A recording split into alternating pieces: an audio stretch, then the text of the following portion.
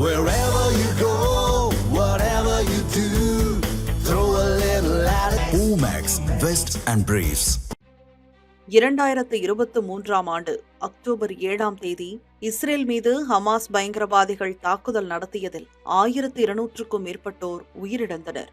சுமார் 250 பேரை பணைய கைதிகளாக ஹமாஸ் பயங்கரவாதிகள் சிறைப்பிடித்து சென்றனர். 730 நாட்களுக்கு மேலாக நடந்து வந்த இஸ்ரேல் ஹமாஸ் போரை முடிவுக்கு கொண்டுவர அமெரிக்க அதிபர் டிரம்ப் 20 அம்சங்களுடன் கூடிய காசா அமைதி திட்டத்தை அறிவித்தார்.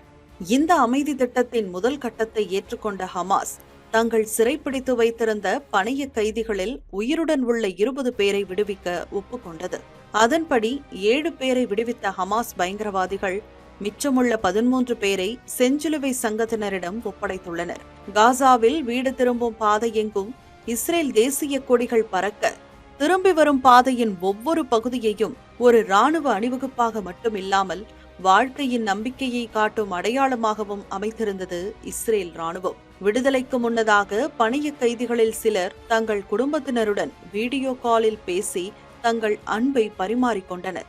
2 ஆண்டுகளுக்கு பிறகு தங்கள் அன்புக்குரியவர்களை வீடியோ காலில் பார்த்த குடும்ப உறுப்பினர்கள் உணர்ச்சி பெருக்கால் கண்ணீர் வடித்தனர். பணைய கைதிகள் ஒப்படைப்பு நிகழ்வை நேரலையில் பார்த்து கொண்டிருந்த இஸ்ரேல் மக்கள் கைதட்டி ஆனந்தத்தை வெளிப்படுத்தினார்கள். பணைய கைதிகளை வரவேற்கும் விதமாக பாரம்பரிய யூத சங்கு ஊதி ஒருவர் சந்தோஷத்தை கொண்டாடினார்.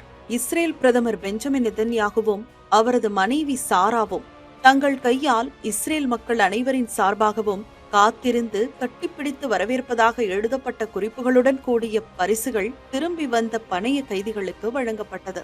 பிரத்யேக ஆடை, ஒரு மடிக்கணினி, ஒரு ஸ்மார்ட் போன் மற்றும் ஒரு டேப்லெட் ஆகியவை அடங்கிய வரவேற்புக்கான பரிசு பெட்டி திரும்பி வரும் ஒவ்வொரு பணைய கைதிக்கும் வழங்கப்பட்டுள்ளது. கொல்லப்பட்ட பணைய கைதிகளின் உடல்களை பெறுவதற்குமான பணிகளும் நடந்து வருகின்றன.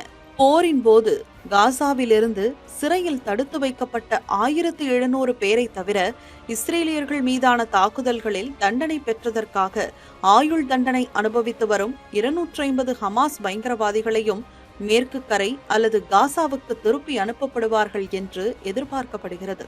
தனது காசா அமைதி திட்டத்தின் முதல் கட்டத்தின் பணைய கைதிகள் மற்றும் சிறை கைதிகள் பரிமாற்றத்திற்கு பின் அடுத்த கட்ட திட்டங்கள் குறித்து விவாதிப்பதற்காக இஸ்ரேல் வந்துள்ள அமெரிக்க அதிபர் டிரம்புக்கு உற்சாக வரவேற்பளிக்கப்பட்டது. பத்திரமாக மீட்கப்பட்ட பணைய கைதிகளின் குடும்பங்களை இஸ்ரேல் பிரதமருடன் அமெரிக்க அதிபர் டிரம்ப் நேரில் சந்தித்துள்ளனர். போர் முடிந்துவிட்டது என்றும், இது ஒரு சிறந்த நாள் என்றும், இது ஒரு புதிய ஆரம்பம் என்றும் கூறிய டிரம்ப், ஹமாஸ் ஆயுதங்களை ஒப்படைத்துவிட்டு சரணடையும் திட்டமும் நிறைவேற்றப்படும் என்றும் குறிப்பிட்டுள்ளார். எகிப்தில் நடைபெறும் காசா அமைதி திட்ட உச்சி மாநாட்டில் அதிபர் டிரம்ப் மற்றும் எகிப்து அதிபர் அப்தல் பத்தா அல்-சிசி தலைமையில் அடுத்த கட்ட நடவடிக்கைகள் பற்றி ஐநா பொதுச் செயலாளர், இங்கிலாந்து பிரதமர், பிரான்ஸ் அதிபர் உட்பட 20க்கும் மேற்பட்ட நாடுகளின் தலைவர்கள் ஆலோசனை நடத்த உள்ளனர்.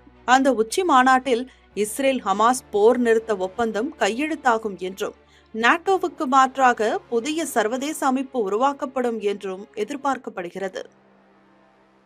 Wherever you go, whatever you do, throw a little at it. Omax, Vest and Briefs.